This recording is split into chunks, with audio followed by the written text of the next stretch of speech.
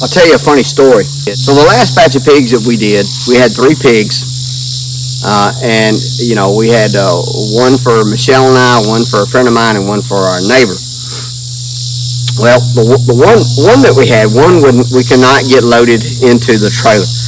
We tried everything. We could not get this pig loaded in the trailer. So we had to come up with the plan B because the processor was going to close, and we were 90 minutes away, so we had to leave the one pig, and we had to come back and deal with it ourselves. So we had to come back, and we contacted another processor, who we thought was a processor. We contacted them and said, hey, this is what we got, you know, what do you need?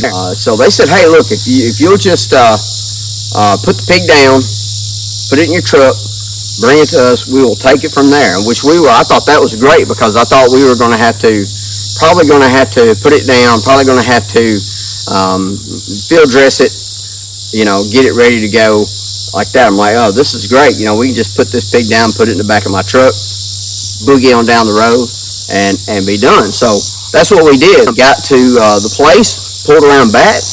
Guy come back there and looked at the back of my truck and said, what in the world do you want me to do with this? I said, well, you know, the guy I talked to a couple of days ago said, wouldn't be a problem. Y'all can take care of this.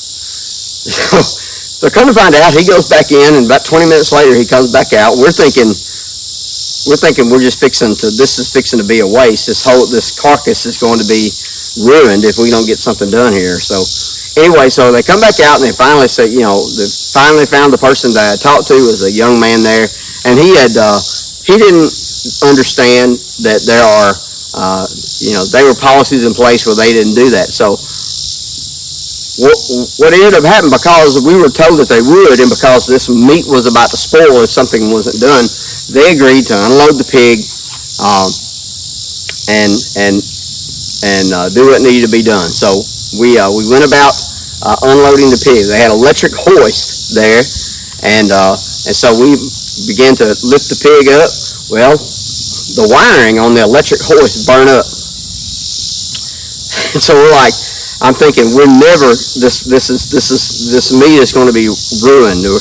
You know, we just lost all the money that we've put into this hog. We've lost it because this meat's going to spoil, because we're not going to be able to get rid of it. But finally, they get the hoist rewired.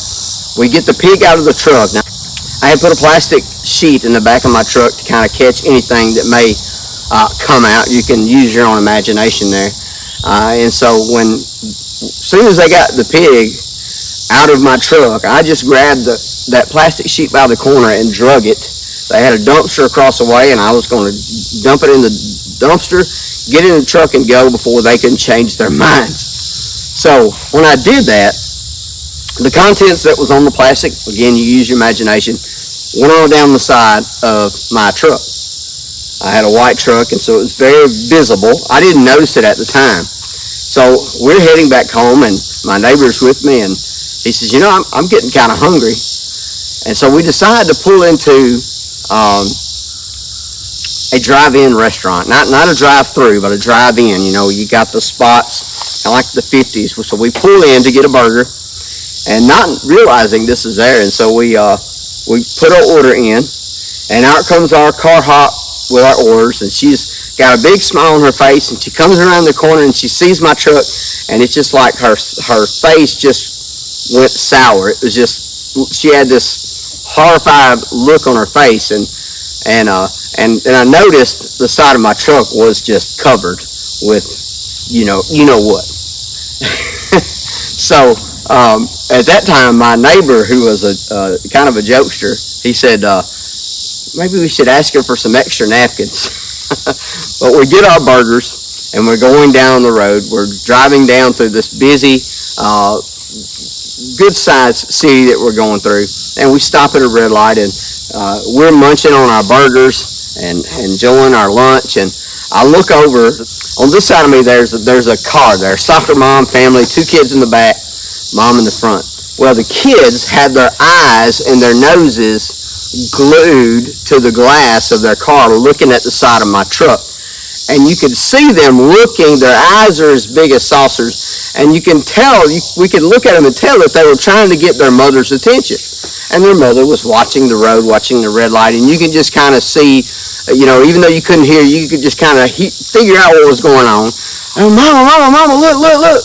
And so finally the mother says, what do you, and when she turned and saw the side of my truck, she saw that streak there of you know what, and red substance there, let's just say that. And her eyes get as big around as saucers, and she squeals rubber and runs a red light to get away from me. So at this time, we're figuring out, you know what, we better get out of town before we get arrested. So long story short, we're able to save that meat. We're able to get processed to get everything taken care of. But I'm not sure if this story's going to make it in. I may delete it. But if you think it's funny, let us know.